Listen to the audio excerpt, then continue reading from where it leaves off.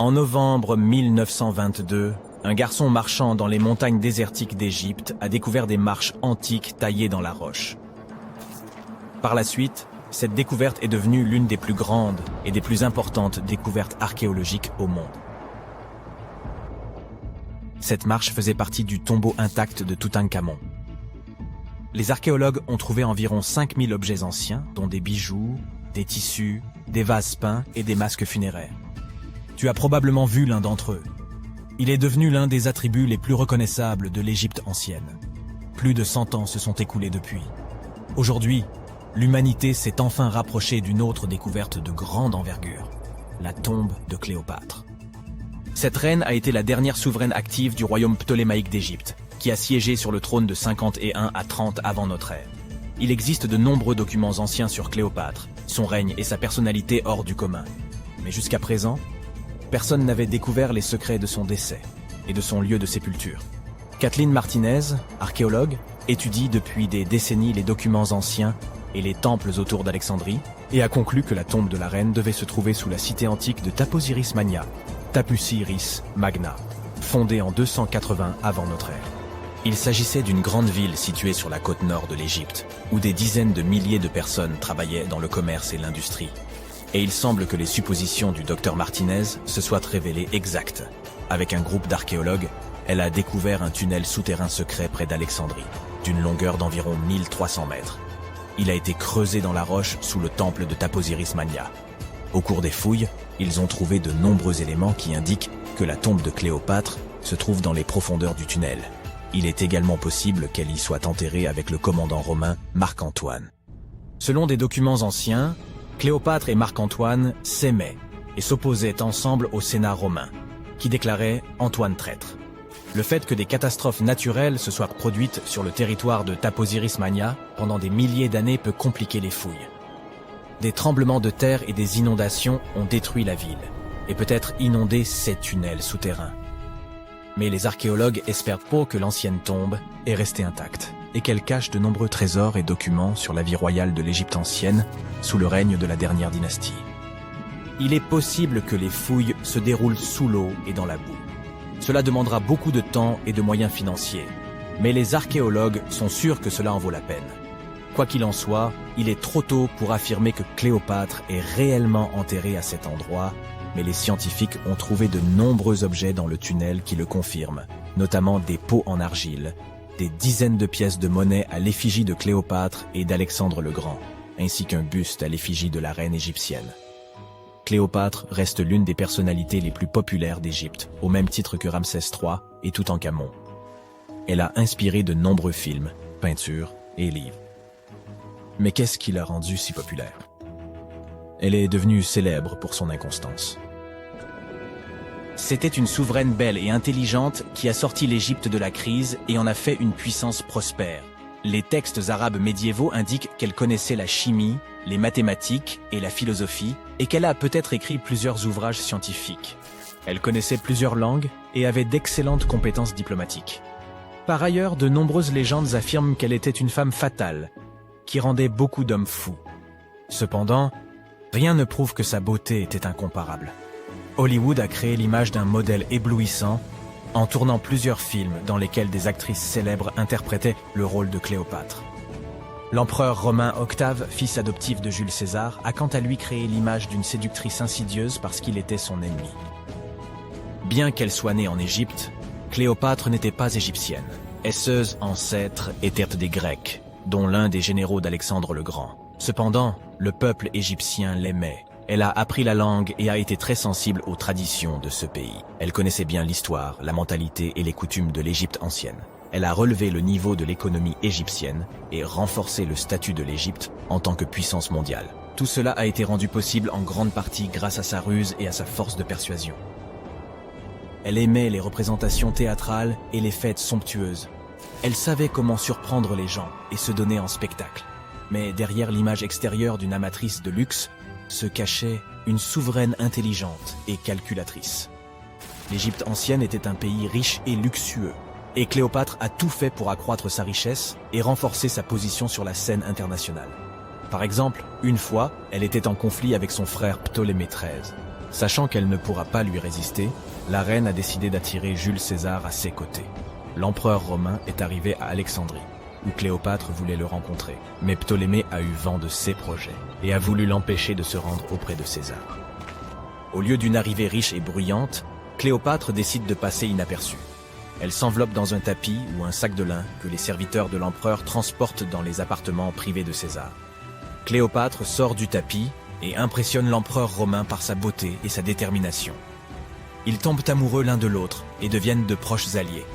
Quelque temps plus tard, elle impressionne un autre Romain influent à des fins diplomatiques. Elle se rend à la rencontre de Marc-Antoine sur une barge dorée aux voiles pourpres et aux rames d'argent. Cléopâtre est habillée à l'image d'Aphrodite et est assise sous un magnifique dais. Zeus, serviteur, déguisé en Cupidon, souffle dans son éventail et brûle de l'encens. Mais Cléopâtre a créé un tel spectacle pour une raison bien précise. Elle savait qu'Antoine vénérait la mythologie grecque et se considérait comme l'incarnation de Dionysos. Cette femme l'impressionne tellement qu'il finit par l'épouser. Cléopâtre défend sa couronne, renforce son alliance avec Rome et donne 3 enfants à Antoine. En Égypte, ils organisent de grandes fêtes et jouissent de la richesse et du pouvoir. Cependant, la relation d'un haut fonctionnaire avec la reine égyptienne provoque un scandale à Rome. Comme Octave est le principal adversaire d'Antoine dans la lutte pour le pouvoir, il exploite la situation pour ternir la réputation de son concurrent. Il utilise la propagande pour faire de Cléopâtre une séductrice insidieuse aux yeux des citoyens romains. Il accuse Antoine d'avoir succombé à ses charmes. Le Sénat romain soutient Octave et déclare Cléopâtre ennemie. En 33 avant notre ère, ce conflit atteint son apogée lorsque la marine d'Antoine affronte la flotte d'Octave.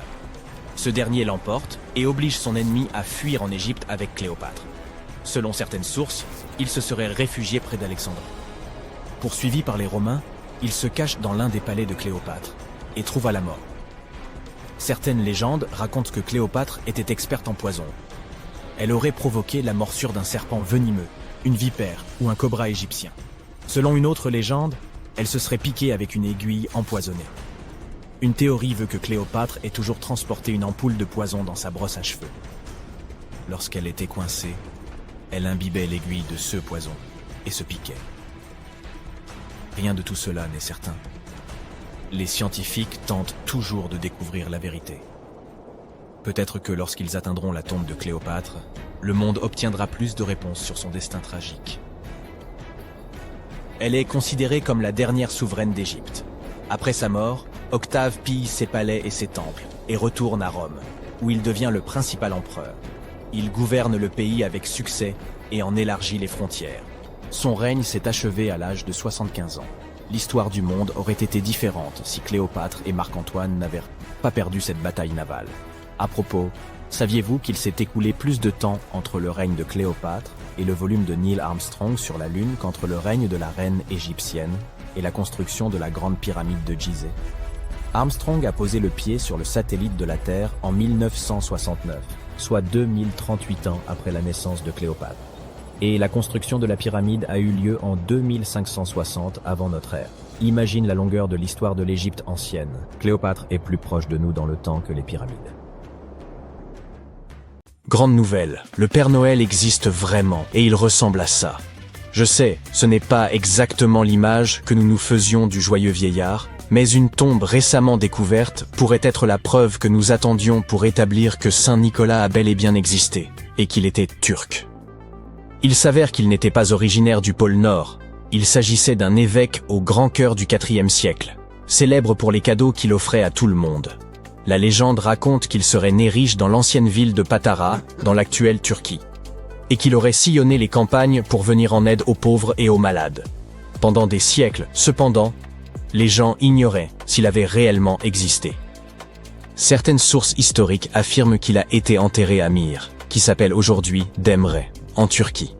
Depuis les années 80, des archéologues creusent autour de cette région pour tenter de trouver des preuves.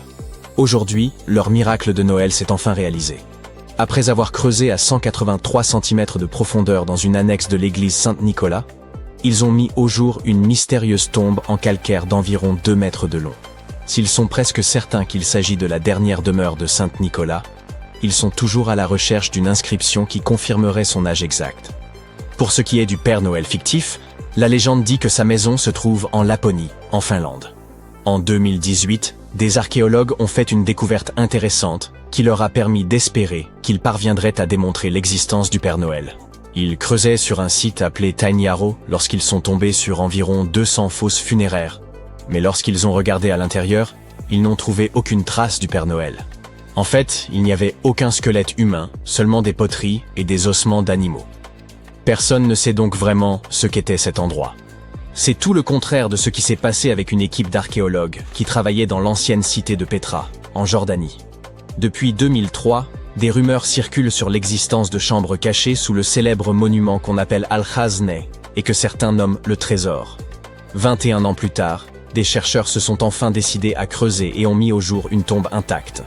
À l'intérieur, ils ont trouvé au moins 12 squelettes humains et des objets dont l'âge est estimé à plus de 2000 ans. Des centaines de milliers de touristes se rendent à Al-Khazneh chaque année.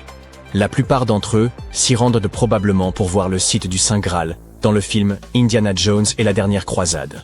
Mais vous savez ce qu'il y a de plus curieux? L'un des squelettes de la tombe tenait un calice en céramique qui ressemble énormément au Saint Graal. Vous vous souvenez probablement de l'incendie dévastateur qui a causé d'énormes dégâts à Notre-Dame de Paris en 2019. L'édifice, construit entre le XIIe et le XIIIe siècle, a dû être restructuré à cause de cet incendie. Mais les archéologues ont vu là une occasion en or de fouiller le site et de découvrir ses secrets cachés. L'équipe n'a été autorisée à creuser qu'à 40 cm sous la surface. Mais cela a suffi. Dès qu'ils ont retiré les dalles du sol et dégagé une fine couche de terre, ils ont repéré le sommet d'un cercueil en plomb. Ils ont ensuite découvert des sculptures de calcaire, dont des têtes et des torses grandeur nature. Au total, ils ont mis au jour plus d'1 millier de fragments d'œuvres d'art diverses. Des statues antiques ont été trouvées dans les endroits les plus inattendus, y compris dans un égout. En juillet 2024, des archéologues bulgares examinaient un égout romain dans la cité antique d'Hérakléa Sintika lorsqu'ils ont trouvé une statue en marbre d'Hermès, le messager des dieux grecs, mesurant près de 2 mètres de haut. Cette ville a été complètement dévastée et abandonnée après 2 tremblements de terre, l'un en l'an 388 et l'autre en l'an 425. Mais pour une raison ou pour une autre, ces tremblements de terre n'ont pas détruit cette statue. En fait, sa tête a été retrouvée en excellent état. La découverte d'œuvres d'art anciennes est certes fascinante, mais imaginez que vous tombiez sur une ville entière cachée dans la forêt amazonienne. À l'aide de lasers de haute technologie, des chercheurs ont découvert le site d'une civilisation perdue, comprenant des milliers de structures et tout un réseau de routes, de canaux et de maisons, le tout enfoui sous la jungle la plus dense. Cette cité a été construite il y a environ 2500 ans, dans une zone située à l'ombre d'un volcan. Il est d'ailleurs possible que ce dernier soit entré en éruption et ait détruit cette civilisation à une époque encore indéterminée. Il est difficile de dire exactement combien de personnes vivaient là, mais les experts estiment qu'elles y sont restées près d'1 millier d'années. Cette découverte prouve qu'il y avait d'immenses cités très organisées en plein milieu de l'Amazonie. Un événement similaire s'est produit à Campeche, dans le sud du Mexique. Un archéologue effectuait des recherches sur Internet lorsqu'il a accidentellement découvert une cité maya. Ce site, aujourd'hui appelé Valeriana, était immense, de la taille d'Édimbourg, la capitale de l'Écosse. Elle comptait quelques pyramides, des terrains de sport, des amphithéâtres et des chemins reliant les différents quartiers. Grâce aux images satellites, les archéologues ont mis au jour toute une civilisation inconnue de l'âge du bronze. C'est en consultant des images aériennes qu'ils ont découvert une centaine d'établissements préhistoriques dans la plaine pannonienne, une région qui comprend une partie de l'actuelle Serbie et de la Hongrie. Les gens qui vivaient là sont aujourd'hui connus sous le nom de groupe du site de Tissa, et il semble qu'ils formaient une société assez bien organisée, habile à cultiver des aliments, à chasser et à pêcher. Google Earth a aidé une équipe à découvrir un mystérieux ensemble de 400 portes anciennes en Arabie Saoudite. Ces portes, disséminées dans le désert, auraient été construites il y a plusieurs milliers d'années. Elles sont faites de pierre et disposées en des configurations bizarres qui ont laissé les archéologues perplexes. Elles n'ont pas l'air d'avoir eu une fonction funéraire, ni d'avoir été érigées pour abriter des personnes. Nous n'avons donc toujours aucune idée de ce dont il s'agit. La technologie est en train de bouleverser l'archéologie. Grâce à l'intelligence artificielle et à un concours doté d'un prix d'1 million de dollars, nous avons enfin pu déchiffrer une partie d'un manuscrit ancien, illisible et très endommagé. Les rouleaux d'Herculanum ont été découverts par des ouvriers qui fouillaient la ville antique d'Herculanum, près de Pompéi, en 1752. Mais leur état était tel que, pendant des années, on les a considérés comme indéchiffrables. Heureusement, l'intelligence artificielle a contribué à dévoiler leurs secrets. Sur la base des études réalisées jusqu'à présent, les experts pensent donc que l'un de ces rouleaux a été écrit par un philosophe qui privilégiait les plaisirs, comme la musique et la gastronomie, par rapport à tout le reste. Stonehenge, en Angleterre, est sans aucun doute l'un des lieux les plus mystérieux de la planète. Certaines théories suggèrent même qu'il a été construit par des extraterrestres. Après plus d'un siècle de recherche, les archéologues n'ont toujours pas compris comment il a été conçu. Vous voyez ce grand autel au milieu ? Il s'avère qu'il vient tout droit d'Écosse. C'est assez incroyable, étant donné que ce bloc de grès massif pèse plus de 6 tonnes et que les personnes qui ont construit Stonehenge il y a plus de 4000 ans ne disposaient ni de roues ni d'outils modernes. Les océans regorgent également d'objets étonnants. En 2013, une mystérieuse épave a été découverte à environ 6 mètres sous l'eau au large des côtes du Kenya. À l'époque, personne ne savait d'où elle venait. Mais aujourd'hui, les chercheurs sont presque sûrs qu'il pourrait s'agir d'un navire de la flotte de Vasco de Gama. Vous savez, le célèbre navigateur portugais, surtout connu pour avoir été le premier à naviguer de l'Europe à l'Inde en contournant le cap de Bonne-Espérance, en Afrique. Si cela se confirme, cette épave pourrait être l'une des plus anciennes épaves européennes retrouvées dans l'océan Indien. Les trésors anciens peuvent prendre de nombreuses formes, y compris celle d'une bouteille. Récemment, des archéologues norvégiens ont découvert un message vieux de 150 ans dans une bouteille lors de l'excavation d'un tumulus viking. Cette bouteille contenait une lettre écrite par Anders Lorange, un archéologue ayant travaillé sur le site dans les années 1800, ainsi que sa carte de visite et quelques pièces de monnaie enveloppées dans du papier. La lettre contient quelques informations sur les fouilles, mais il semble que Lorange se soit trompé sur certains points, par exemple sur le nombre exact de boucliers vikings découverts. À la fin de la lettre, il a ajouté une note personnelle en caractères runiques. « Emagad, ma petite amie ». Cette lettre nous a donc permis de mieux comprendre l'histoire avec un grand H.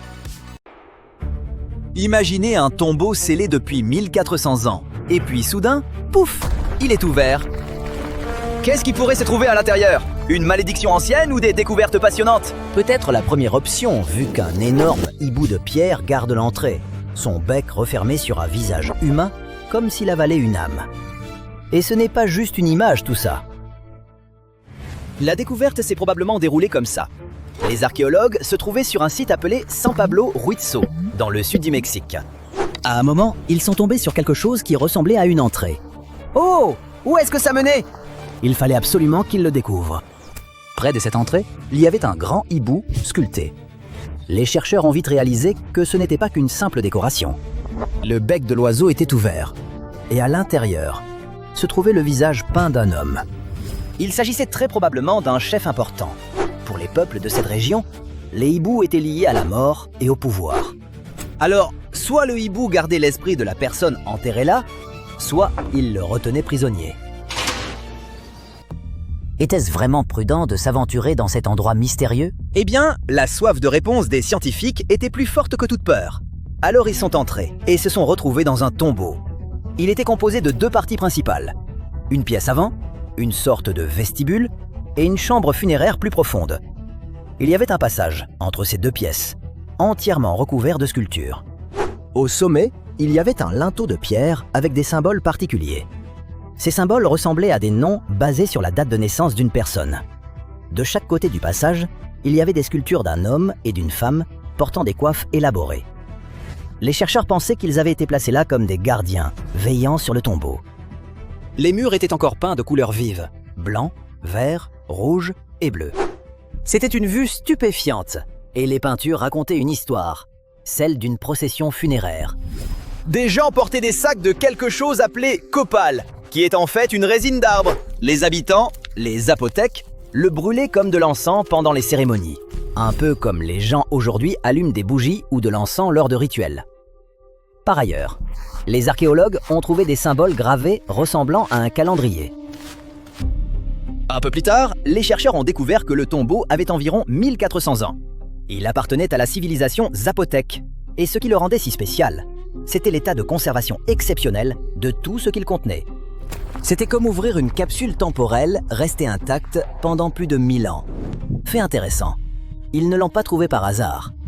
Les autorités ont commencé à s'intéresser au site après un signalement de pillage. Quand les scientifiques ont inspecté les lieux, ils ont réalisé qu'ils étaient tombés sur l'une des découvertes les plus importantes au Mexique de la dernière décennie. Le tombeau remonte à environ l'an 600, quand les Zapotèques prospéraient dans la région. On les appelait parfois le peuple des nuages, et ils ont bâti une civilisation puissante bien avant l'arrivée des Espagnols. Aujourd'hui encore, beaucoup de gens au Mexique parlent des langues zapotèques.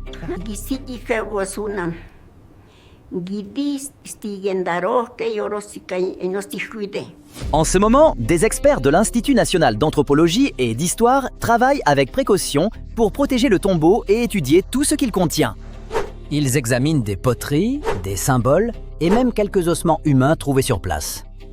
L'un des aspects les plus passionnants de cette découverte, c'est que beaucoup d'autres tombeaux zapotèques de la région avaient déjà été pillés avant l'arrivée des archéologues. Ça veut dire qu'on a perdu énormément d'histoire.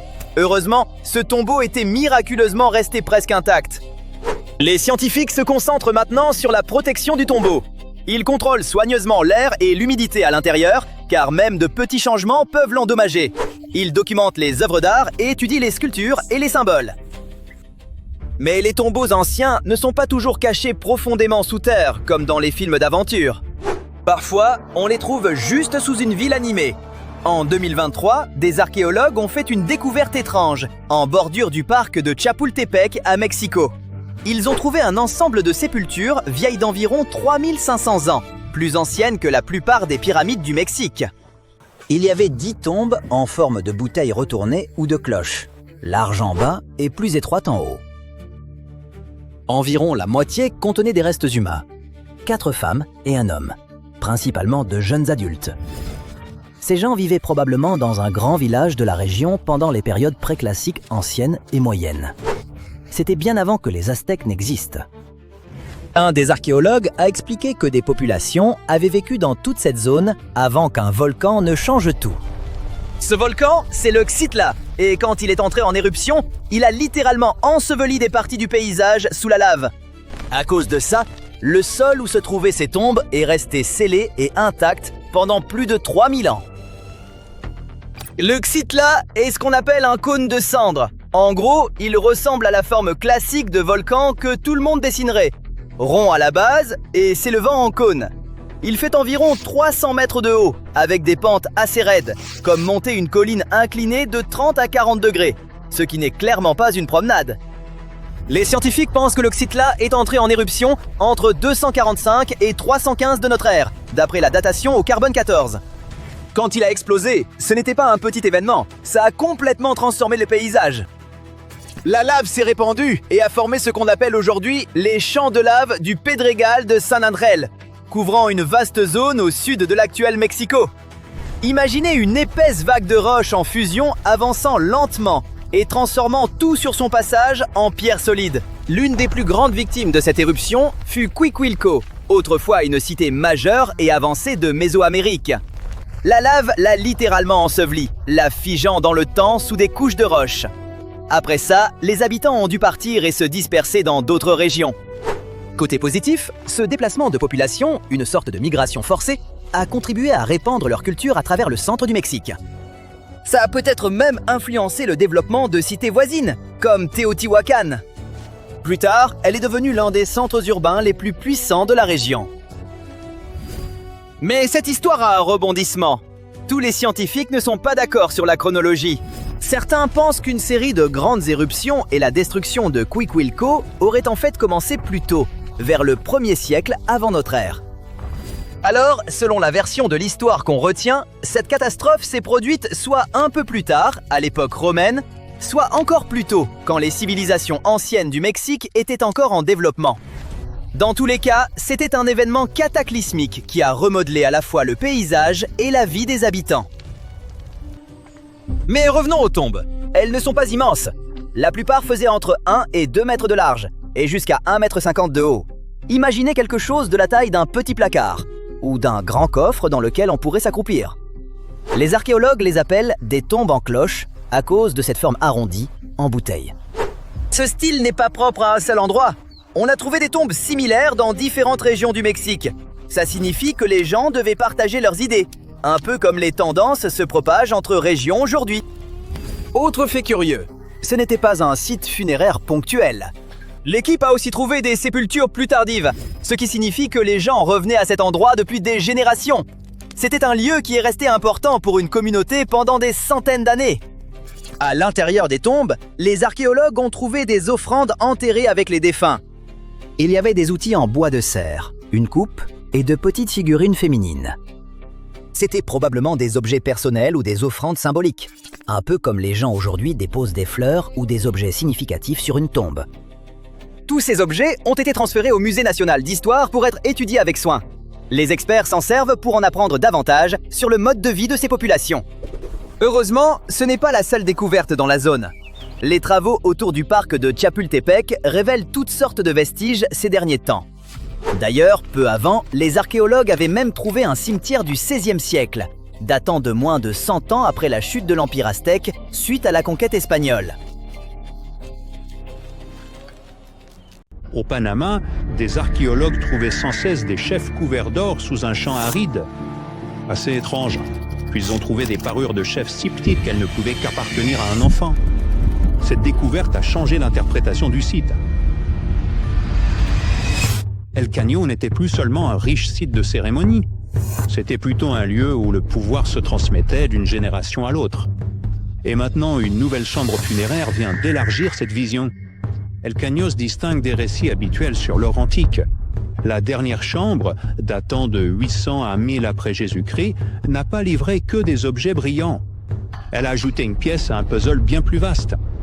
Les archéologues ont trouvé des poteries, des bijoux en or et un personnage central de haut rang, désigné par la disposition de l'or. Ce n'était pas de la richesse éparpillée au hasard. C'était une affirmation publique de son rang. Les objets eux-mêmes sont saisissants. 2 bracelets, 2 boucles d'oreilles, des pectoraux ornés de chauves-souris et de crocodiles. C'est pas le genre d'objet que l'on dépose par hasard. Ils ont été choisis pour faire passer un message. Dans un monde sans panneaux, sans projecteurs, ni inscription géante, l'or servait de langage. Il indiqua à tous qui était la personne la plus importante dans cette chambre. L'emplacement rend tout cela encore plus frappant. Ni l'Égypte, ni le Pérou, ni un paysage archéologique célèbre rempli de ruines créantes. Le centre du Panama. Historiquement, cette région était vue comme un simple passage entre les grands centres de l'Amérique ancienne, entre les Mayas au nord et les cultures andines au sud. El Caño remet sans cesse en question cette vision ancienne. Cette vieille hypothèse existait pour une raison.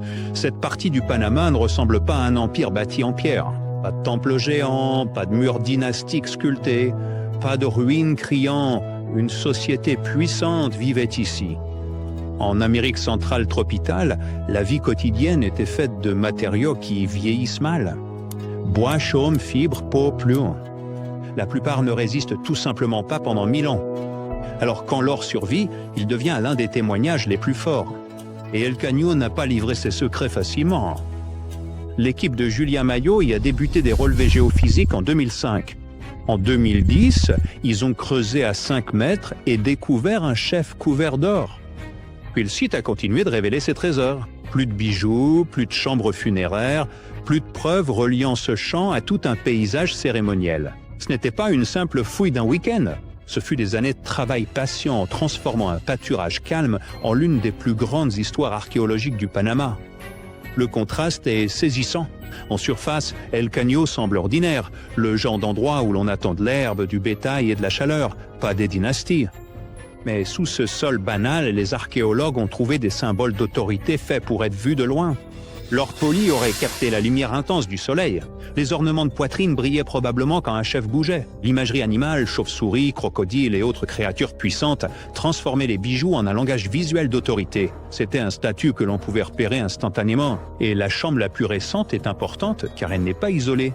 Maillot a déclaré que le site a révélé 9 chambres similaires et que c'était un lieu où l'élite était inhumée pendant environ 200 ans. Cette découverte élargit l'interprétation du site. Une chambre riche est intéressante.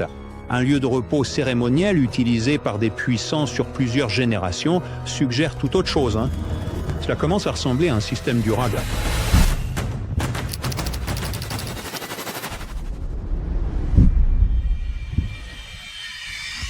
On voit ce système encore plus clairement dans une autre découverte majeure d'El Caño de 2024. Les archéologues ont découvert la chambre commune d'un important seigneur Coquelet enterré vers 750 à 800 de notre ère. À l'intérieur se trouvaient des ornements en or, des objets en céramique, des cloches, des jupes et un ensemble de flûtes. L'équipe l'a surnommé le Seigneur des flûtes, ce qui semble presque légendaire jusqu'à ce qu'on se rappelle que ce n'est pas un mythe. C'est une personne réelle, issue d'une véritable tradition cérémoniale trouvée sur le même site. L'ampleur s'accroît encore davantage autour de cette sépulture. Les chercheurs ont trouvé de nombreux autres individus placés dans le même cadre. Les rapports indiquent que le total pourrait dépasser les 30 personnes. À ce stade, vous ne regardez plus une seule personne importante avec une collection d'objets. Vous assistez à un événement, une mise en scène chorégraphiée, un message à tous, montrant que ce chef était au centre d'un ordre social bien plus vaste. Cette interprétation est étayée par la recherche. Une étude de 2020 sur les multiples chambres d'El Caño a révélé le même schéma de base. Un individu au statut le plus élevé, avec d'autres personnes disposées autour de cette figure centrale, et le sentiment fort que toute la composition représentait l'ordre social. Les auteurs ont également conclu que certaines de ces cérémonies finales impliquaient des pratiques rituelles très dures. La disposition elle-même faisait partie de la mise en scène du pouvoir. Revenons maintenant aux insignes de taille enfantine, car c'est peut-être l'indice le plus étrange de tous. L'une des premières percées de Mayo a eu lieu lorsqu'elle a réalisé qu'un ensemble de minuscules objets en or était trop petit pour un adulte. Il semble avoir appartenu à un bébé paré comme un chef. Plus tard, l'équipe a trouvé des brassards en or sur le squelette d'un garçon de 12 ans. Les deux découvertes pointent dans la même direction. Ici, le statut n'était peut-être pas quelque chose qu'une personne gagnait tard dans sa vie. Il a pu commencer dès la naissance. Cette implication est significative. Si le rang passait de père en fils, alors El Caño ne nous montrait pas quelques chefs isolés. Cela révélait un système de pouvoir héréditaire. Cela signifie des familles établies, une succession et des règles assez fortes pour que toute une communauté les reconnaisse. Des spécialistes de l'orfèvrerie devaient exister. Le savoir cérémoniel devait être préservé, le travail devait être organisé. Ce n'étaient pas de petits villages isolés improvisant tout au fur et à mesure. C'était structuré. Ça explique aussi pourquoi El Caño est plus qu'une histoire de trésor. L'or attire d'abord l'attention. Le vrai sujet est la sophistication politique. Les objets ne sont utiles que parce qu'ils révèlent hiérarchie, cérémonie, autorité héritée et une élite capable de mettre en scène le pouvoir de façon claire. L'or est ce qui attire l'œil en premier. Le système social maintient l'intérêt du site une fois que les classes estompent. Il y a une autre raison pour laquelle El Caño compte tant. À moins de 3 km se trouve Sitio Conte, le plus ancien site panaméen qui a longtemps fourni l'épreuve de cette tradition riche en or. Pendant des années, Sitio Conte a été le point de référence majeur. Puis El Caño a commencé à révéler ses propres chefs, ses ornements, ses rituels. Soudain, ce n'était plus un point chaud isolé. C'était un monde culturel plus vaste, caché à la vue de tous dans le même paysage. Une fois ce monde imaginé, El Caño devient incroyablement visuel. Pas de monument de pierre géant ? Soit. La cérémonie peut tout de même paraître immense. Flûte, cloche, plastron d'or étincelant, perles cousues, symboles animaux affichant lignées et rangs. Un ancien chef d'El Caño portait des plastrons d'or, des brassards, un bracelet de cloche, une ceinture de perles d'or et plus de 2000 petites sphères d'or disposées comme si elles étaient cousues sur une écharpe. Ce n'est pas de la mode subtile, c'est du théâtre cérémoniel. Imaginez l'une de ces cérémonies finales, un chef est placé au centre. L'or capte la luire. La musique résonne à travers l'un. Les compagnons sont disposés selon un sens strict. Chaque personne présente peut lire la scène sans un seul mot écrit. Cette personne occupait le rôle plus élevé, ses familles comptaient. Cet ordre perdure encore aujourd'hui. Le but n'était pas le deuil privé. Le but était la mémoire publique et la hiérarchie publique. C'est pourquoi El Caño change l'histoire du Panama d'une manière très spécifique. Il n'ajoute pas seulement une attraction archéologique de plus sur la carte. Il montre que le centre du Panama avait ses propres chefs puissants, ses spécialistes rituels, ses symboles de rang et ses lignées.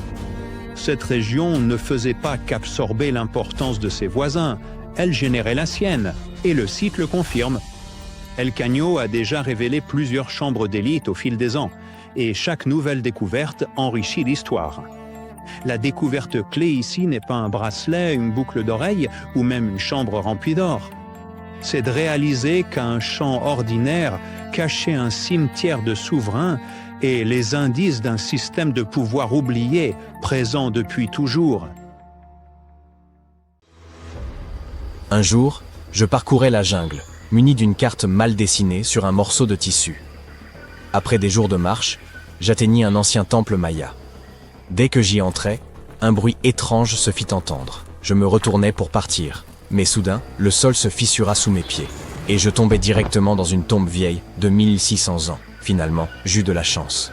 Ce jour-là, je ressortis chargé des jades étincelants, de coquillages sculptés, et je trouvai aussi un masque effrayant. Sa malédiction me hante toujours aujourd'hui. Bon, ça ne s'est peut-être pas passé exactement comme ça.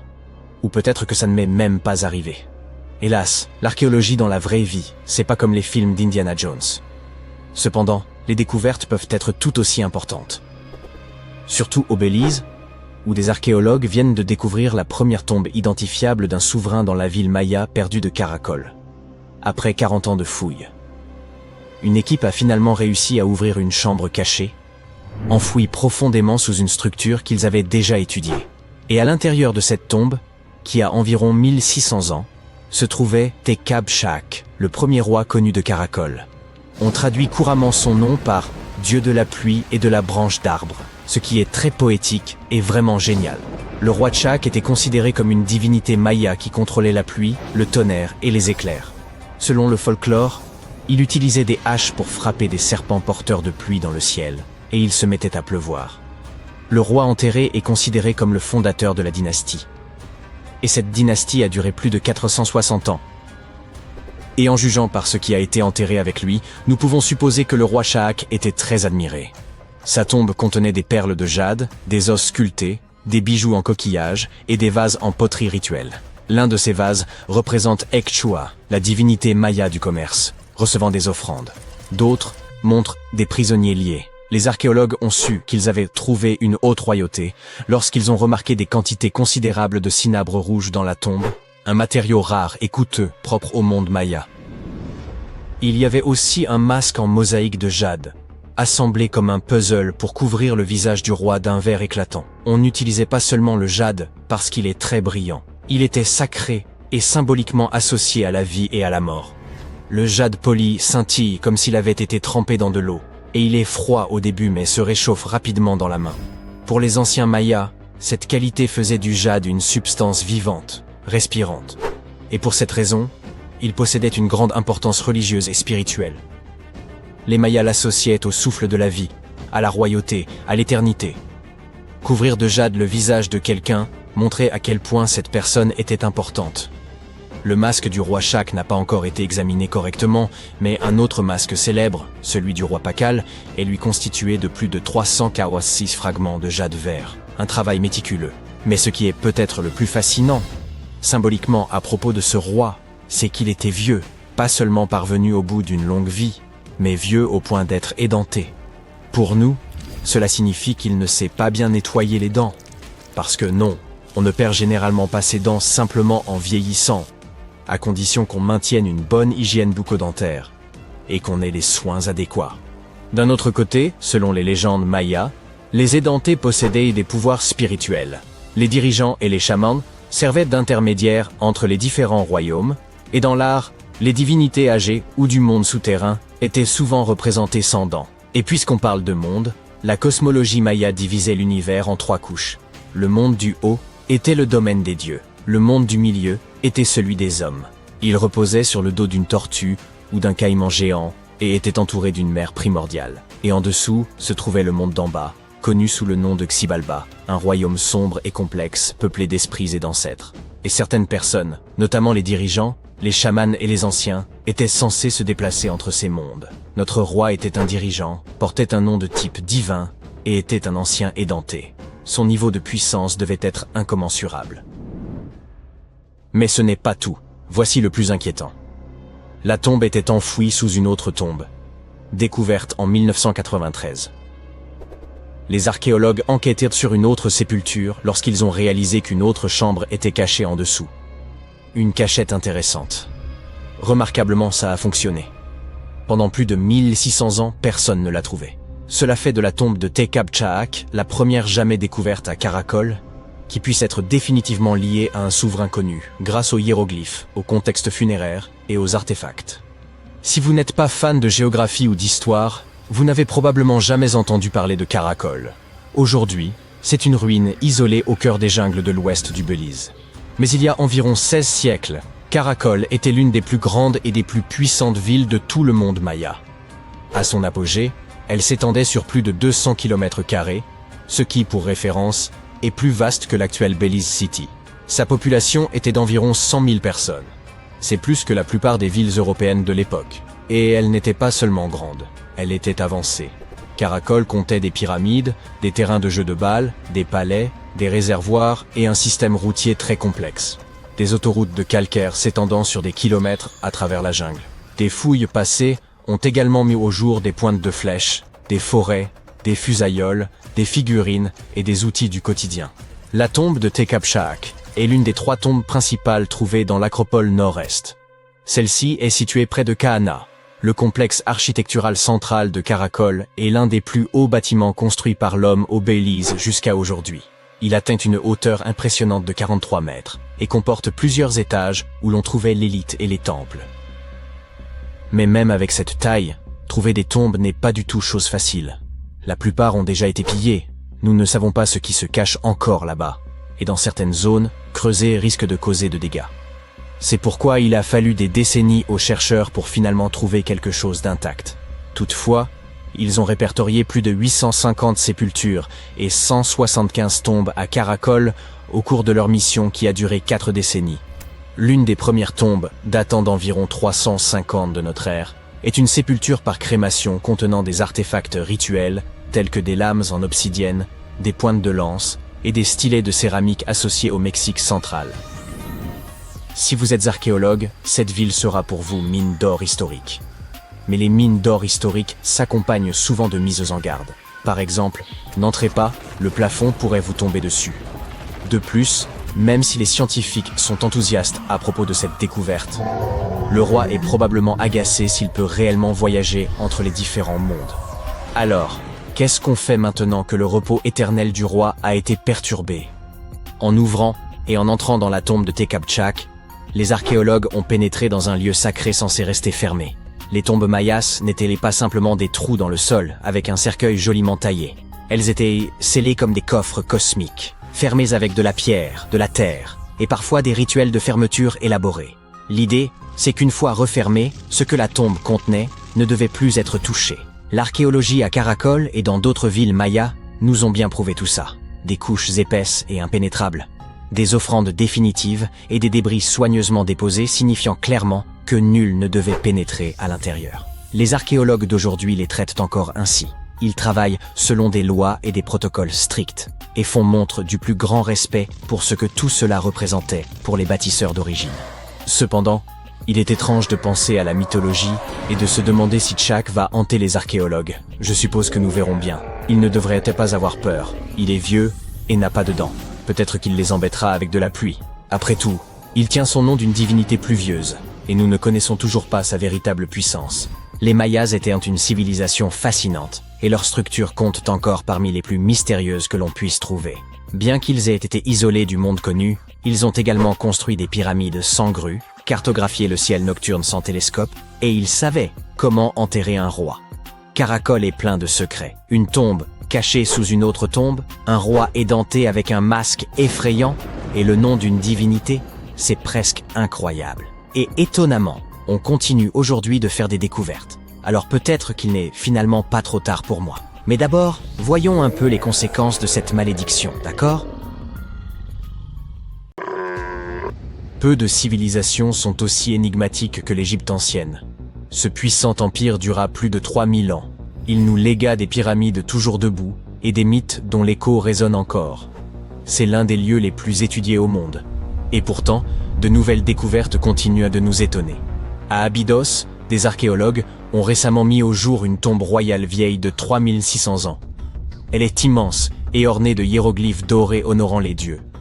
Mais le nom du pharaon, il a disparu. Qui était donc ce souverain et quel nouveau chapitre de l'histoire égyptienne cette énigme pourrait-elle révéler ? S'il est un endroit en Égypte où la limite entre vie et mort semble presque s'effacer, c'est bien Abydos. Pour les anciens Égyptiens, ce territoire était sacré. Ils pensaient qu'il abritait la tombe d'Osiris, le dieu qui mourut, fut démembré, puis renaquit pour régner sur l'au-delà. Cette croyance fit d'Abydos le cœur spirituel du pays. Les pharaons y firent ériger des temples majestueux, notamment celui de Séti Ier, célèbre pour sa liste royale, où sont gravés les noms de 76 souverains. Des pèlerins venus de tout le royaume y déposèrent des offrandes et participaient aux fêtes d'Osiris, durant lesquelles sa mort et sa résurrection étaient rituellement rejouées. Ce n'était pas un culte purement symbolique, c'était une sorte de Japan Expo avant l'heure, où, au lieu d'imiter des héros, les fidèles incarnaient des dieux renaissants. Les pharaons rivalisaient d'ardeur pour reposer au plus près d'Osiris, transformant Abydos en un lieu à la fois funéraire, sacré et promesse d'éternité. Des millénaires plus tard, les environs d'Abydos continuent de livrer des merveilles. Ce fut le cas de la tombe récemment découverte. Au début de 2025, une équipe conjointe d'archéologues égyptiens et américains entreprit des fouilles sous une éminence rocheuse appelée la montagne d'Anubis.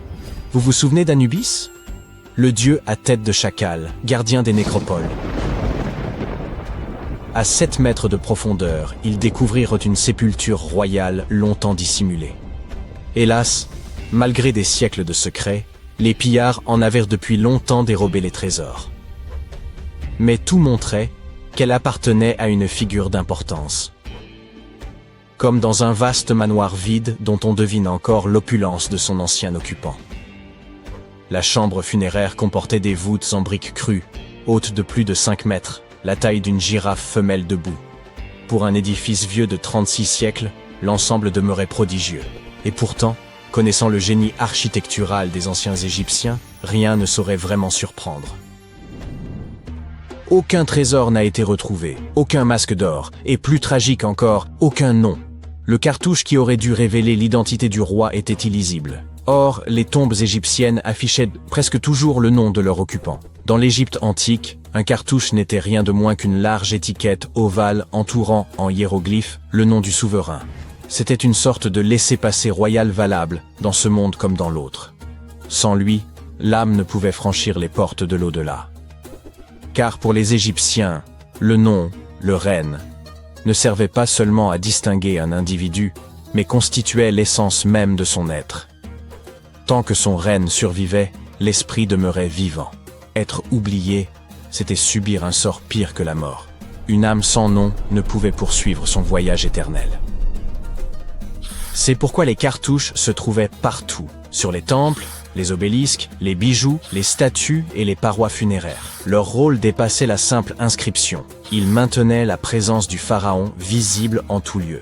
Imaginez bâtir une tombe monumentale pour que des visiteurs, 3600 ans plus tard, y pénètrent en se demandant « c'était qui déjà ?» Situation peu glorieuse, assurément. Voilà pourquoi il n'est pas absurde d'imaginer ce souverain anonyme hantant ses pilleurs à jamais. Le cartouche, en vérité, avait une portée considérable. L'un des exemples les plus célèbres provient de la tombe de Thoutmôsis III. Sa chambre funéraire et son sarcophage étaient littéralement façonnés dans la forme d'un cartouche, faisant de l'ensemble un symbole architectural vivant de son nom.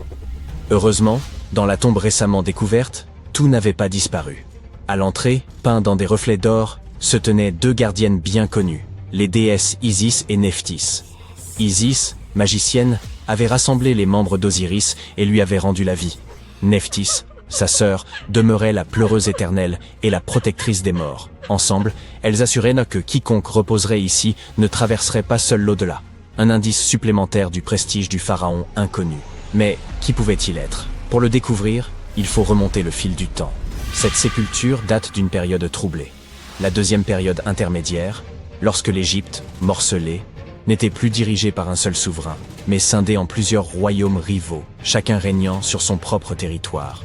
Une véritable version antique de Game of Thrones. Et au cœur même de ce tumulte s'élevait Abydos. Durant un temps, elle abrita sa propre lignée royale, connue sous le nom de dynastie d'Abydos. Ces souverains n'étaient pas les bâtisseurs de pyramides que tout le monde connaît. Et c'est précisément ce qui les rend si énigmatiques. Ils n'ont laissé derrière eux ni monuments majestueux, ni cités étendues, seulement quelques fragments de noms gravés sur des blocs ébréchés. Pendant des siècles, nombre d'égyptologues doutèrent de leur existence. Mais tout changea en 2014, lorsque les archéologues mirent au jour la tombe de Senebkhay, l'un de ces rois obscurs. Depuis, chaque élément connu à son sujet révèle qu'il eut une destinée singulière. Ses ossements portent 18 plaies profondes, caractéristiques des blessures reçues au combat. Son crâne, son dos et ses mains furent frappés, et il périt probablement en affrontant l'ennemi, devenant ainsi l'un des rares pharaons dont on sait qu'il mourut sur le champ de bataille. Sa sépulture, modeste et composée d'objets provenant de règnes antérieurs, contenait néanmoins une chose inestimable, la preuve de son existence. Avant Senebkhay, la dynastie d'Abydos n'était qu'une hypothèse. Grâce à lui, elle prit corps et réalité. C'est pourquoi la récente découverte pourrait être cruciale. La nouvelle tombe royale exhumée à Abydos adopte le même plan et le même style que celle de Senebkhay. Chambres en calcaire, voûtes de briques crues et divinité protectrice. Toutefois, elle se distingue par sa taille bien supérieure, ce qui suggère qu'elle appartint peut-être à un souverain d'Abydos plus ancien encore, et doté d'un pouvoir plus vaste. Quel qu'il fût, ce roi voulait que sa mémoire se perpétuât aux côtés de celle des plus grands. Ironie du sort, l'histoire elle-même semble avoir tenté de l'effacer. Peut-être que d'autres découvertes, à proximité de son tombeau, nous livreront davantage d'indices. Et, en effet, il y a plus. Et c'est plutôt fascinant. Non loin d'Abydos, dans le village de Banawit, les archéologues ont mis au jour un atelier de poterie remontant à l'époque romaine. Vous avez bien entendu, un atelier de poterie à 2 pas du tombeau d'un pharaon. Le site comportait d'immenses fours d'argile, des salles de stockage et de nombreux éclats brisés appelés ostraka. Ces tessons faisaient office de notes anciennes, à ceci près qu'au lieu de listes de courses, ils portèrent des reçus en grec et en démotique égyptien, de menus registres de transactions quotidiennes, des traces qu'on ne s'attendrait guère à trouver auprès d'un roi d'une dynastie oubliée. Ces potiers ont peut-être manqué une belle occasion. Au lieu de graver des reçus fastidieux, ils auraient mieux fait de vendre des tasses à l'effigie d'Osiris et des figurines d'Anubis pour les pèlerins et les voyageurs. Mais ce n'est pas tout. Il semble qu'après plusieurs siècles, durant l'ère médiévale, ce même sol soit devenu un cimetière. Les archéologues y ont découvert des tombes en briques crues renfermant des squelettes humains. Cela laisse penser qu'Abydos garda son aura sacrée bien après l'époque des pharaons. Mais pourquoi cette colline, encore et toujours, serait-ce réellement une porte vers l'au-delà? Après tout, c'est ici même que l'on disait que reposait Osiris. Cette croyance, persistante comme une ombre, traversa les millénaires avec une force suffisante pour attirer aussi bien les rois antiques que les familles médiévales. Les rites changeaient, mais le sol demeurait sacré. Cela dit, rendons justice aux Romains. Ils n'étaient pas là pour vénérer Osiris, mais pour façonner des poteries. L'histoire d'Abydos est loin d'être close. Les fouilles se poursuivent, et nul ne sait ce que l'avenir révélera. Les archéologues disposent aujourd'hui d'outils semblables à des lunettes à rayons X pour le désert. Chaque balayage pourrait révéler une chambre secrète ou, avec un peu de chance, restituer son règne perdu à notre pharaon sans nom. Je dois avouer m'être étrangement attaché à percer ce mystère, alors espérons un pas de plus dans la mauvaise direction, et les arbalètes libéreront leurs flèches. Si vous ouvrez la mauvaise porte, vous sombrerez dans une rivière de mercure. Il est presque impossible de sortir de ce lieu, mais s'y rendre est encore plus ardu. Non, ce n'est pas le décor d'un film d'aventure sur quelques chasseurs de trésors. Il s'agit d'un véritable tombeau gigantesque, truffé de pièges et de ruisseaux de mercure toxique. Et il n'est pas niché au cœur de la jungle amazonienne, ni sur une île inconnue. Ce tombeau se trouve au centre de la Chine, à proximité de la ville de Xi'an. Et savez-vous ce qui est le plus extraordinaire? Il a été édifié il y a plus de 2000 ans, et encore aujourd'hui, au XXIe siècle, nous ignorons toujours comment y pénétrer. Commençons toutefois par le commencement. Beaucoup d'entre vous ont sans doute entendu parler de l'armée de terre cuite, des milliers de sculptures en argile représentant des humains. Elles furent découvertes pour la première fois en 1974, lorsqu'un groupe de paysans creusait des tranchées près de Xi'an. Ils mirent au jour une figure détaillée à taille humaine. Et ce n'était qu'une parmi 1000. Chaque sculpture fut réalisée avec le plus grand réalisme, chacune possédant des détails qui lui étaient propres. Plus de 50 ans se sont écoulés, et les scientifiques poursuivent l'exhumation de ces sculptures. Leur nombre a désormais dépassé 8000. Mais quelle est leur fonction? Ces statues de terre cuite gardent, en quelque sorte, le tombeau de l'empereur Qin Shi Huang. Homme d'une influence considérable en Chine, il ne fut pas seulement enterré dans un simple mausolée. Ses serviteurs érigèrent un complexe funéraire de la taille d'une petite ville.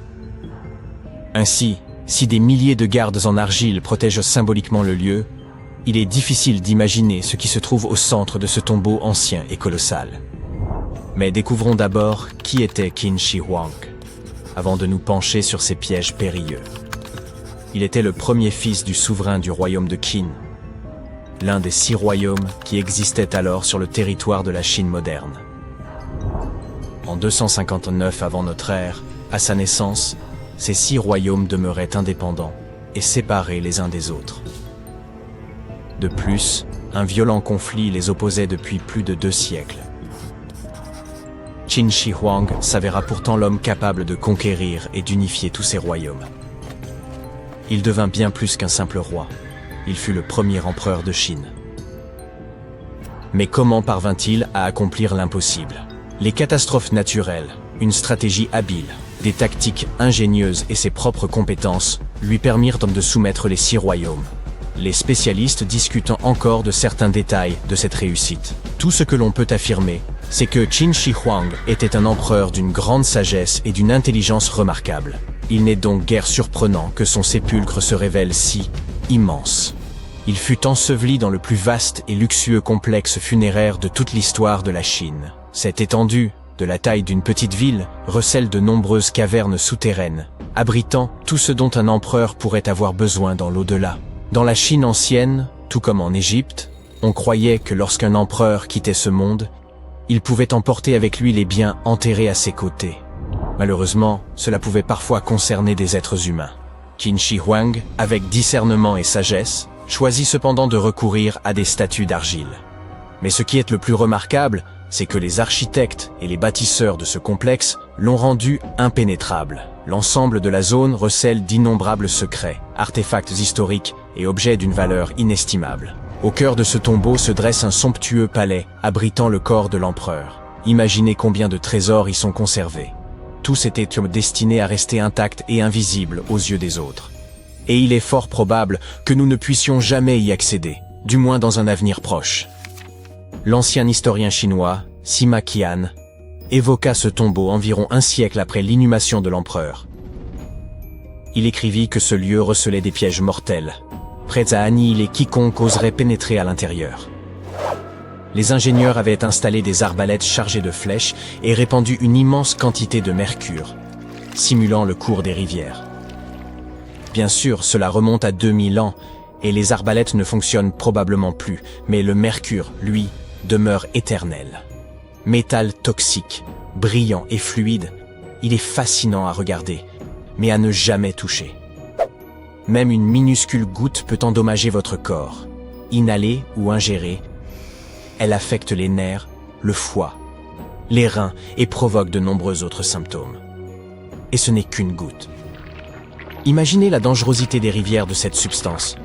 Qui peut savoir quelle quantité de mercure les bâtisseurs ont pu y déverser? Mais même si vous échappez à tous les pièges et évitez la rivière empoisonnée, le mercure peut encore vous nuire. Ces vapeurs traversent les fissures des murs, ce qui implique que l'ensemble du tombeau est probablement imprégné de ce métal. Et ce constat n'est pas une simple supposition. Les scientifiques ont mesuré le niveau de mercure sur le site de fouilles et l'ont trouvé bien supérieur à la normale. Pourquoi le mercure? Dans la Chine ancienne, il était perçu comme l'élixir de jouvence, la source de l'immortalité. D'après les archives, Qin Shi Huang prenait fréquemment des pilules contenant cet élément, ce qui pourrait expliquer que sa vie se soit achevée à l'âge de 49 ans. Dans tous les cas, les fouilles peuvent endommager les structures anciennes et les artefacts. Par exemple, les archéologues ont causé d'importants dégâts à la tombe de Toutankhamon lors de son exploration. On creuse le sol, et soudain l'entrée s'effondre, détruisant vases, parchemins, décorations intérieures et autres objets. Même en procédant avec soin, les inscriptions et dessins muraux peuvent être altérés par le soleil ou l'oxygène.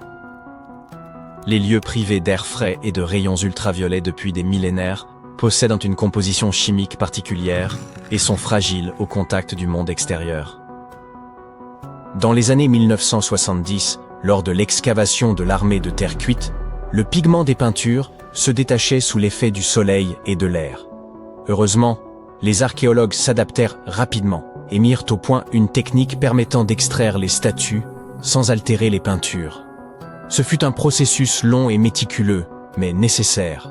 Et voici pourquoi. Selon des écrits anciens, l'empereur avait créé un royaume souterrain, avec un somptueux palais en son centre. Le plafond de ce palais était décoré de perles précieuses, simulant les étoiles dans le ciel nocturne. Et ce n'est que le plafond. Il est difficile d'imaginer la décoration des murs, du sol et du reste du tombeau. De plus, les scientifiques s'attendent à découvrir de nombreuses autres statues représentant les serviteurs de l'empereur. Ainsi, le tombeau de Saint-Chehuang représente un véritable paradis pour archéologues et historiens. Pourtant, il faudra plus d'une génération avant de pouvoir extraire l'ensemble des trésors qu'il recèle. Certains experts estiment que l'exploration complète de ce vaste complexe pourrait s'étendre sur plusieurs siècles. Toutefois, les nouvelles technologies archéologiques sont susceptibles de tout transformer. Par exemple, les méthodes de recherche non invasives permettent d'observer le tombeau sans y pénétrer, grâce à des dispositifs spécialisés. Une autre approche consiste à utiliser les muons, produits subatomiques issus de la collision des rayons cosmiques avec les atomes de l'atmosphère terrestre, capables de traverser des objets solides comme le feraient des rayons X. Quant aux nanotechnologies, imaginez des millions de minuscules robots excavateurs s'engageant dans le tombeau, explorant et scannant méthodiquement chaque recoin, transmettant ensuite les informations à un ordinateur qui permet aux scientifiques de créer un modèle holographique fidèle du site. Tout cela paraît fascinant, mais pour être honnête, le charme de l'archéologie s'en trouve réduit. C'est une chose de déterrer soigneusement un artefact ancien de ses mains, de l'observer de près et de le nettoyer minutieusement après des siècles passés sous terre. Il en va tout autrement lorsque l'on se contente de scruter un écran d'ordinateur. Néanmoins, les technologies utilisant des muons ou des robots divers garantissent la sécurité des chercheurs. Il vaut infiniment mieux qu'un ordinateur tombe dans un piège que cela n'arrive à un archéologue. Contrairement à de nombreux autres sites funéraires de l'Égypte ancienne, la tombe du roi Toutankhamon est restée cachée, à l'abri des voleurs, pendant près de 3000 ans. L'une des raisons était que cette tombe était plus petite que la moyenne, et qu'elle était dissimulée dans le site de la vallée des rois. Cette région était déjà abondamment explorée au moment où l'on est tombé par hasard sur l'emplacement de la tombe du pharaon. L'entrée était complètement ensevelie sous les débris provenant de la construction d'une tombe voisine, ce qui a dû également aider à préserver son secret. Il n'y avait pas non plus la moindre inscription à l'extérieur de la tombe. Le passage du temps aura également joué un rôle dans son remarquable état de préservation jusque dans les années 20, lorsqu'un dénommé Howard Carter y est finalement parvenu. Mais Carter était-il un héros pour autant? Des découvertes récentes suggèrent qu'il aurait pu être moins honnête qu'on a pu le penser. Carter n'était pas seulement considéré comme un chasseur de trésors renommé, c'était un véritable archéologue. Il s'était, bien avant Toutankhamon, plongé dans la quête d'artefacts égyptiens. Il avait découvert son intérêt pour ces objets insolites dès l'enfance et avait rapidement commencé à reproduire les sculptures et les inscriptions découvertes dans les tombes anciennes. Après avoir découvert les restes du roi Toutankhamon, Carter aura passé près d'une décennie à traiter et consigner toutes sortes d'objets, comme des trônes en or, des chars et des statues provenant de la tombe, les expédiant le long du Nil vers le musée égyptien du Caire. Du moins, c'était là l'histoire officielle. Des découvertes plus récentes affirment que tous ces objets n'auraient même pas été remis aux officiels égyptiens. Une lettre retrouvée semble révéler ce qui fut la politique de Carter. 10 pour eux et 1 pour moi. Et 1. La lettre en question avait été envoyée à Sir Alan Gardiner, philologue et ami de Carter, et datée de 1922. Dans ses écrits, Carter mentionnait avoir découvert la tombe et demandait à son ami quelques conseils. Dans une autre lettre de 1934, Gardiner semblait remercier Carter pour un amulette, qui lui aurait été envoyé comme cadeau de remerciement. Carter insistait sur le fait qu'elle ne provenait pas de la tombe de Toutankhamon, mais manifestement, c'est bien de là que venait. Le directeur britannique du musée égyptien était lui-même au courant des manigances de Carter, mais ne pouvait pas les prouver. Il a comparé l'amulette de Gardiner avec d'autres qui provenaient de la tombe de Toutankhamon, et aux surprises, elles se ressemblaient à s'y méprendre. Gardiner était tellement embarrassé d'avoir été mis dans une situation si délicate qu'il s'est plaint à Carter dans une autre lettre. En bon ami, Gardiner a préféré ne pas jeter l'opprobre sur le célèbre archéologue. À la place, il a conseillé à Carter de restituer ses objets volés au Caire, tout comme il vous conseillerait de donner un coup de pouce cette vidéo et de vous abonner à la chaîne pour plus de vidéos incroyables sur les secrets les plus pharaoniques de l'histoire. Ce n'est pas le seul élément louche concernant le comportement de Carter après la découverte. En 1947, un dénommé Alfred Luca, qui avait travaillé aux côtés de l'archéologue controversé, a livré des informations dans une obscure revue Kerot. Il affirmait que Carter avait discrètement forcé la porte de la chambre funéraire par lui-même. Après quoi, il l'avait refermée comme si de rien n'était avant d'officialiser la découverte. Pourquoi aurait-il fait cela? Eh bien, la même théorie suggère que Carter et son équipe auraient pu pénétrer dans la tombe plus tôt afin de faire main basse sur quelques trésors anciens. Bien entendu, ces gens ne pouvaient pas risquer de revendre de tels objets de leur vivant, mais s'assureraient qu'ils soient vendus aux enchères après leur décès. Carter n'a cependant jamais rien avoué. Il n'a pas émis de démenti officiel non plus. Mais le gouvernement égyptien ne pouvait pas risquer d'autres disparitions inexpliquées. On lui a donc interdit l'accès à la tombe pendant un certain temps. Certains ont associé ces disparitions à la malédiction du roi Toutankhamon. Si vous n'en avez jamais entendu parler, sachez que cette histoire effrayante a passionné les foules peu après la découverte de la sépulture du pharaon. On prétendait que quiconque interférait avec la tombe du jeune roi serait poursuivi par la malédiction. Ce n'est pas aussi spectaculaire qu'une momie se lançant après vous.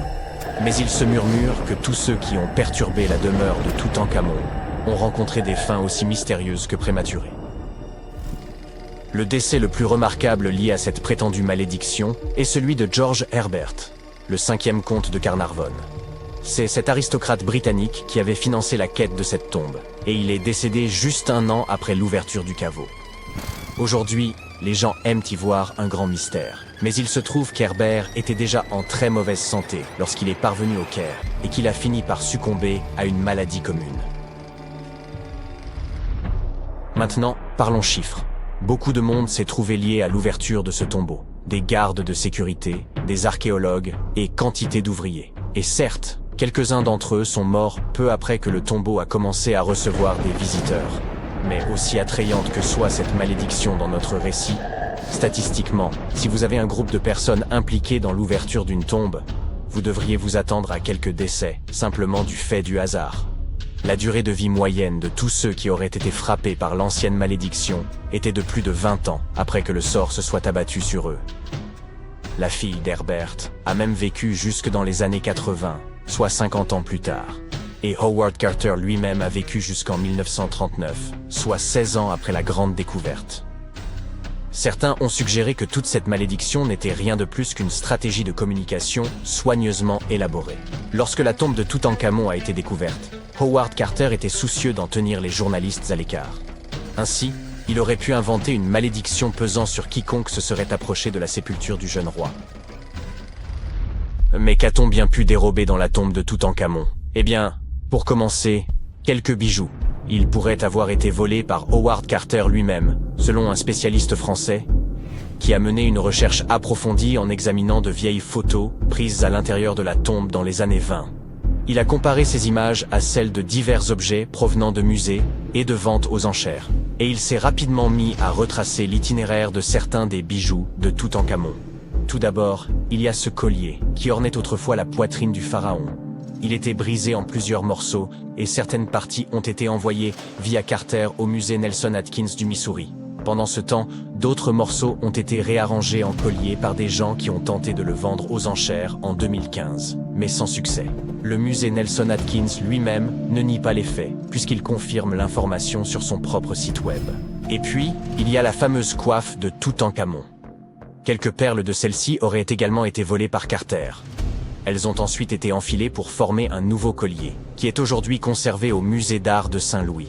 Un autre collier élégant, fait de céramique émaillée, a passé un certain temps au Metropolitan de New York. Heureusement, il a été renvoyé en Égypte il y a un peu plus d'une décennie. Il semble qu'il ait été, comme on pourrait s'y attendre, également volé par Carter. Malgré les articles manquants, la tombe de Toutankhamon a tout de même révélé une multitude d'objets incroyables, qui nous ont permis d'en apprendre davantage sur cette culture ancienne. Commençons par le célèbre masque funéraire. Il s'agit d'un énorme ouvrage en or de 53 cm de diamètre, orné de pierres semi-précieuses et de pattes de verre. Il pèse 10 kg et représente le jeune pharaon avec une longue barbe postiche et une coiffe surmontée d'un cobra et d'un vautour. Au dos, un sortilège tiré du livre des morts était censé assurer son passage dans l'au-delà. Toutankhamon était apparemment aussi passionné de jeux de société, notamment de sonnettes. On en a retrouvé 4 dans sa tombe, dont certains en ivoire. Les archéologues ont également trouvé une paire de sandales en or, bien qu'on imagine qu'elles aient été davantage pour l'apparat que pour le confort. En fait, le pharaon ne les a probablement jamais portées de sa vie. En parlant d'articles de mode, il semble que Toutankhamon ait été un souverain plutôt coquet. On a même retrouvé un mannequin dans son tombeau qui était utilisé pour choisir, ajuster et ranger ses tenues et ses bijoux. Le jeune roi semble également avoir apprécié la musique, d'après les 2 trompettes que les historiens ont retrouvées dans son tombeau. Bien qu'on en ait joué en 1939 lors d'une émission proposée par la BBC, les instruments sont aujourd'hui considérés comme trop fragiles pour être manipulés. Nul homme ne retrouvera jamais mon tombeau. C'est, selon la légende, ce qu'aurait un jour déclaré Cléopâtre. Il ne s'agissait pas réellement d'une question de sexe. Elle ne souhaitait simplement pas qu'une âme vivante vienne troubler son repos. Et je pense qu'elle signifiait par là qu'aucun être humain ne parviendrait jamais à localiser sa tombe. Pourtant, contre toute attente, c'est bien une femme qui s'est approchée plus que quiconque de cet objectif tant convoité. Faites la connaissance de Kathleen Martinez-Berry, une avocate pénaliste dominicaine devenue archéologue. Sa fascination pour Cléopâtre fut telle qu'elle décida de tout quitter pour partir en Égypte, sans le moindre appui officiel ni même l'aval des autorités. Son seul moteur, une détermination inébranlable à retrouver la dernière demeure de la reine. On pourrait dire que Kathleen a toujours eu une longueur d'avance. Élève précoce, elle sauta plusieurs classes, maîtrisa le piano, les échecs, la natation et les arts martiaux, et grandit dans un environnement où les plus brillants esprits venaient débattre sous son toit. Diplômée en droit à 19 ans, elle nourrissait depuis longtemps une passion pour l'archéologie, bien qu'elle n'ait jamais mis les pieds en Égypte, ni participé à une seule fouille. Son obsession pour Cléopâtre remontait à un échange animé avec son père en 1990. Ce jour-là, elle pénétra dans la bibliothèque familiale en quête d'un exemplaire d'Antoine et Cléopâtre de Shakespeare. Son père, Fausto Martinez, professeur et expert en droit, qualifia alors la reine d'Égypte de simple séductrice. Kathleen ne pouvait s'y résoudre. Elle riposta avec ferveur, soutenant que l'histoire avait profondément dénaturé l'image de Cléopâtre. Selon elle, les Romains s'étaient appliqués à détruire sa réputation, et pendant des siècles, on s'était contenté d'adhérer à leurs récits. La discussion s'éternisa des heures durant, jusqu'à ce que son père concède qu'il avait peut-être jugé la souveraine trop hâtivement. Cette conversation marqua un tournant décisif. Dès lors, Kathleen se plongea dans l'étude des textes antiques, accordant une attention particulière aux récits de Plutarque sur Cléopâtre et Marc-Antoine. Plus elle approfondissait ses recherches, plus elle se persuadait que la reine d'Égypte n'était pas qu'une souveraine éprise d'un tyran au destin tragique, mais une stratège de génie, engagée dans une lutte politique visant pour préserver l'indépendance de son royaume. Et plus elle lisait, plus une question s'imposait à elle. Et si l'on avait toujours cherché le tombeau de Cléopâtre au mauvais endroit, cette idée ne la quitta plus. Alors qu'elle veillait sur son 2e enfant, elle obtint une maîtrise en archéologie, une capacité à jongler avec les responsabilités qui témoignent de sa détermination. Cette quête raviva l'obsession qui allait désormais guider sa vie, percer le mystère du tombeau de Cléopâtre. Si la majorité des spécialistes estiment que la reine repose sous l'Alexandrie moderne, en compagnie de 13 autres souverains ptolémaïques, Martinez défend une hypothèse radicalement différente. Elle est convaincue que Cléopâtre a été inhumée à Taposiris Magna, un temple ancien dédié à Osiris, dieu de l'au-delà. Mais pour confirmer cette intuition, il lui fallait encore mettre la main sur un cartouche remontant à sa fondation. Ces plaques, de la taille d'un smartphone, étaient enfouies sous les structures sacrées et comportaient souvent des inscriptions relatant la date et la raison de la construction du temple. Si elle parvenait à découvrir une plaque attestant que l'édifice était voué à Isis, divinité tutélaire de Cléopâtre, elle disposerait enfin d'une preuve tangible qu'elle fouillait au bon endroit. Rien ne pouvait la détourner de son objectif. Martinez et son équipe fouillèrent l'ensemble du site, creusant plus profondément que quiconque avant eux. Ils découvrirent des pièces de monnaie frappées à l'effigie et au nom de Cléopâtre, qui établissaient un lien direct entre la souveraine et ce lieu. Puis, ils mirent au jour un élément encore plus fascinant. Un tunnel souterrain qui acheminait autrefois l'eau depuis le temple jusqu'à la Méditerranée. Si une partie de l'édifice s'était effondrée dans les flots, la tombe de Cléopâtre pouvait-il s'y trouver lui aussi? Pour poursuivre ses recherches sous-marines, Martinez devait convaincre les autorités égyptiennes de lui accorder leur soutien. Contre toute attente, elle parvint à exhumer le cartouche de fondation tant convoité. Il révélait qu'un pharaon avait dédié une vaste région de Nubie à la déesse Isis. C'était la confirmation tant attendue. L'inscription prouvait que le temple était bien consacré à Isis, confirmant que la théorie de Martinez n'était pas sans fondement.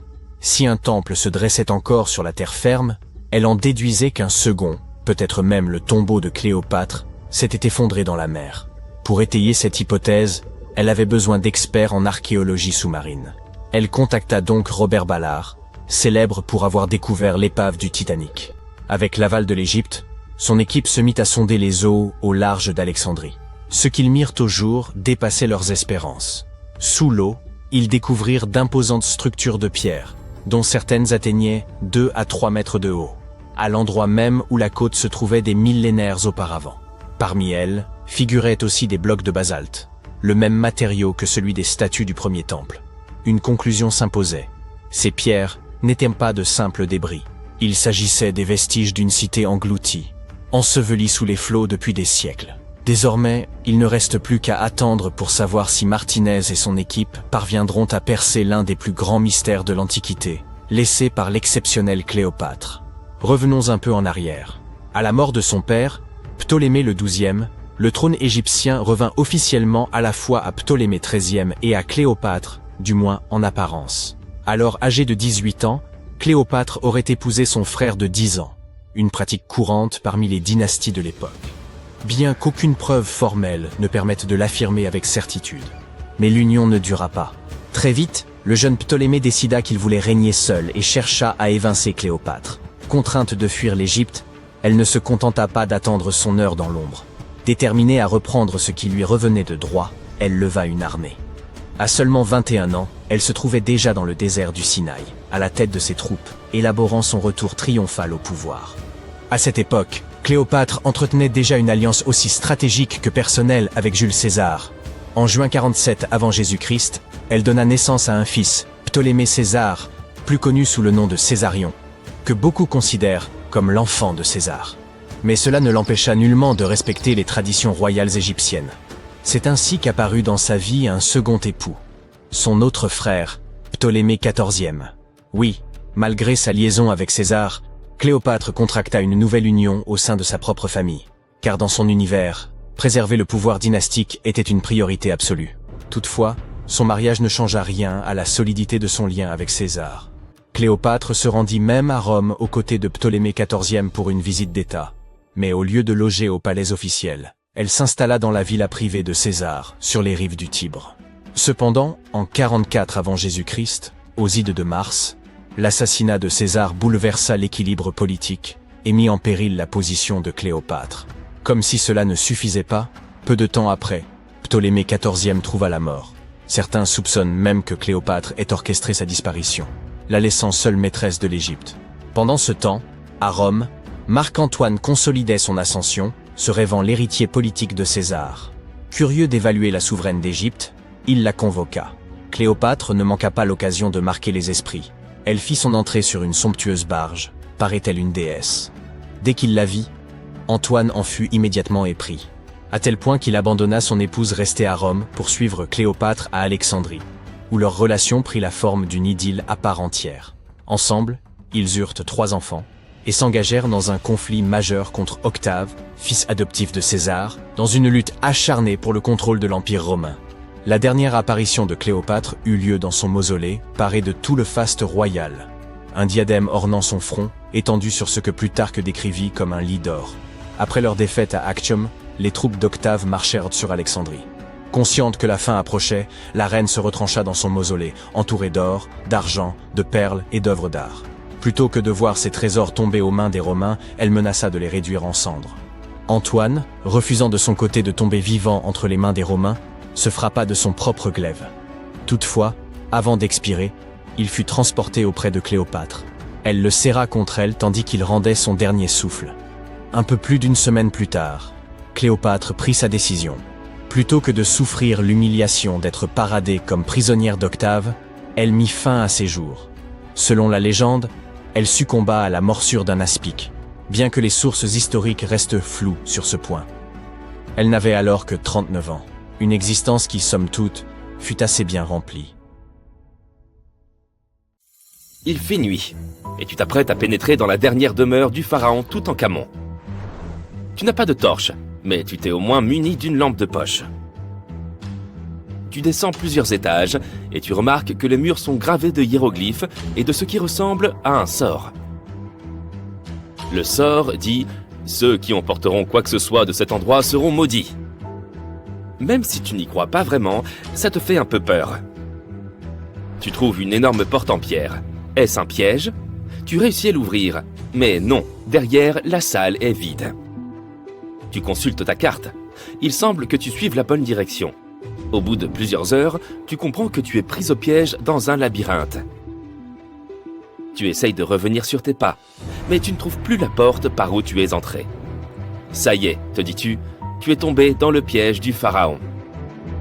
Et tu n'as rien apporté à manger. Nous avons tous vu des films hollywoodiens dans lesquels le personnage principal explore des ruines et se trouve confronté à des pièges très dangereux, n'est-ce pas? On nous a répété que la royauté égyptienne protégeait ses dernières demeures à l'aide de scorpions et de serpents venimeux, de portes coulissantes qui vous emprisonnent à vie et d'immenses rochers qui écrasent tous ceux qui se trouvent sur leur chemin. Mais ces pièges étaient-ils vraiment réels? Je regrette d'avoir à te l'annoncer, mais il ne s'agit que de fiction. Ces pièges sont trop complexes techniquement pour que des civilisations anciennes aient pu les concevoir. Mais ça ne veut pas dire qu'il n'y avait pas de pièges du tout. Les civilisations anciennes, comme celles des Égyptiens et des Mayas, construisaient des monuments qu'elles dédiaient à leurs grands morts. Ces structures témoignaient souvent de la position qu'occupait la personne dans la société. Ainsi, pour les personnes vraiment importantes, les VIP de leur époque, on bâtissait d'immenses monuments qui abriteraient leurs dépouilles longtemps après leur disparition. Certaines de ces civilisations croyaient que la vie se poursuivait de l'autre côté du voile. C'est pourquoi on enterrait les gens avec leurs possessions. S'ils étaient riches et puissants, les sépultures étaient remplies d'or et de richesses. Imagine maintenant que tu vives en Égypte ancienne. Tu sais exactement où se trouvent tous les tombeaux des pharaons et tu as entendu des rumeurs sur les grandes richesses conservées dans ces lieux. Peut-être serais-tu tenté d'aller y jeter un coup d'œil? Il s'agit de grandes salles remplies du sol au plafond d'objets d'or, de bijoux et même d'argent. C'est vrai, c'est tentant. Et comme il n'y avait pas de gardien pour protéger l'entrée de ces lieux, les Égyptiens devaient faire preuve d'imagination pour préserver ces trésors. Les pièges étaient une solution très pratique. On construisait par exemple des salles vides à l'intérieur des monuments afin de confondre les voleurs. Examinons la dernière demeure d'Amenhotep III. Elle fut construite dans la ville de Luxor, dans un wadi secondaire de la vallée des rois. 2 ingénieurs français ont découvert le monument entre 1905 et 1914. Cette structure est immense et comporte plus de 10 salles reliées entre elles par de longs couloirs et de raides escaliers. La salle du roi est la mieux dissimulée et avant de la trouver, un étranger sera perdu plusieurs fois dans ce sombre dédale. D'autres pharaons ont tenté de protéger leurs richesses en faisant construire des monuments dont les faux planchers dissimulaient des trous d'une profondeur pouvant aller jusqu'à 6 mètres. Les visiteurs indésirables étaient ainsi découragés dans leurs recherches en voyant s'ouvrir le sol en chemin vers la chambre du roi. Outre les faux planchers, ils excellaient à construire de véritables labyrinthes de couloirs et de fausses murailles. Et les voleurs pouvaient mettre des heures avant de trouver la riche sépulture. Quant aux serpents venimeux, il est probable qu'ils soient venus d'eux-mêmes s'installer dans les fosses de ces monuments. Et sans doute ne restaient-ils pas très longtemps. Comment ces reptiles auraient-ils pu survivre des années durant sans nourriture dans cet obscur intérieur? Oui, il s'agit donc bien encore d'une légende inventée par Hollywood. Si ces pièges te paraissaient ennuyeux, les archéologues ont trouvé un moyen de dissuasion intéressant dans la dernière demeure de la Reine Rouge de Palenque au Mexique. Palenque était l'une des puissantes cités mayas du Mexique précolombien. On pense que la Reine Rouge était la grand-mère du dernier roi maya. Sans aucun doute, une personne d'une grande importance pour l'Empire. En son honneur, un immense monument fut construit pour conserver son corps après sa mort. La découverte de la tombe elle-même a été un véritable événement. Les archéologues ont trouvé un ancien monument en creusant sur le site en 1994. Ils ont d'abord vu une salle avec une porte cachée. Une fois la porte ouverte, ils ont découvert un long couloir. Enfin, au bout de ce couloir, se trouvait la chambre de la reine. Les archéologues étaient impatients de mettre au jour cette salle contenant la momie de la reine. Elle était entourée de perles, de coquillages de jade et de pierres précieuses. Mais en explorant les vestiges, l'équipe a remarqué quelque chose d'assez étrange. La pièce était couverte de poudre rouge. Les chercheurs connaissaient l'importance de cette couleur pour le peuple maya et savaient qu'ils s'en servaient pour décorer leurs vêtements et leurs bâtiments. Mais ils ne comprenaient pas la présence de cette substance inconnue dans la sépulture de la reine. Après en avoir rapporté un échantillon pour une analyse approfondie, ils ont découvert que cette poudre était du cinabre, un minéral très nocif. Cette poudre, lorsqu'elle est inhalée, peut causer de graves dommages à la santé d'une personne. L'équipe a conclu qu'il ne pouvait s'agir que d'un piège pour ceux qui tenteraient de s'emparer de ces richesses. Les poudres toxiques sont peut-être les pièges les plus efficaces que nous ayons vus jusqu'à présent. Mais le moyen le moins onéreux d'éloigner les visiteurs indésirables était peut-être d'inscrire des sortilèges sur les surfaces des monuments. Nous en ririons probablement aujourd'hui, mais à l'époque, cela marchait extrêmement bien. Les sorts disaient généralement que quiconque emporterait quoi que ce soit connaîtrait un destin funeste. Certaines formules promettaient aux voleurs qu'ils perdraient leur maison dans de grands incendies ou de terribles inondations, d'autres que les malfaiteurs auraient des problèmes de santé incurables. Mais rien de tout ça n'a suffi à dissuader les pilleurs. D'étranges histoires semblent attester de la réalité de ces sortilèges. L'une d'entre elles est celle du célèbre égyptologue britannique Howard Carter, responsable de la découverte de la tombe du pharaon Toutankhamon dans les années 1920. Après des mois de fouilles infructueuses, Carter a découvert cette sépulture par hasard. Il a trouvé l'entrée d'un escalier sous le sol dans lequel il creusait depuis des mois. Aidé d'une équipe, il a dégagé les amas de sable qui en bloquaient l'entrée et a découvert une porte. Plusieurs symboles étaient gravés sur celle-ci. Et Carter savait que cela ne pouvait que signifier qu'une personne très importante avait été enterrée à cet endroit. Et il avait raison. À l'aide de son burin, il fit un trou dans le coin supérieur gauche de la porte en s'éclairant à la flamme d'une bougie. Il n'en croyait pas ses yeux. Devant lui, de nombreux objets d'or ainsi que des joyaux brillaient de tout leur feu. Carter venait de découvrir la dernière demeure de Toutankhamon, perdue depuis 3000 ans. Mais l'histoire ne s'arrête pas là. Cette découverte s'accompagna d'une série d'événements malheureux qui portent à croire qu'un sort avait été jeté. Quelques années plus tard, Carter mourut mystérieusement. Et certains de ses assistants perdirent leur maison dans des inondations, tout comme l'une des formules le promettait. Certaines personnes croient qu'il s'agit de simples coïncidences, car il n'y a aucune preuve du lien entre ces différents événements. Et toi, qu'est-ce que tu en penses? Était-ce un bon piège après tout ?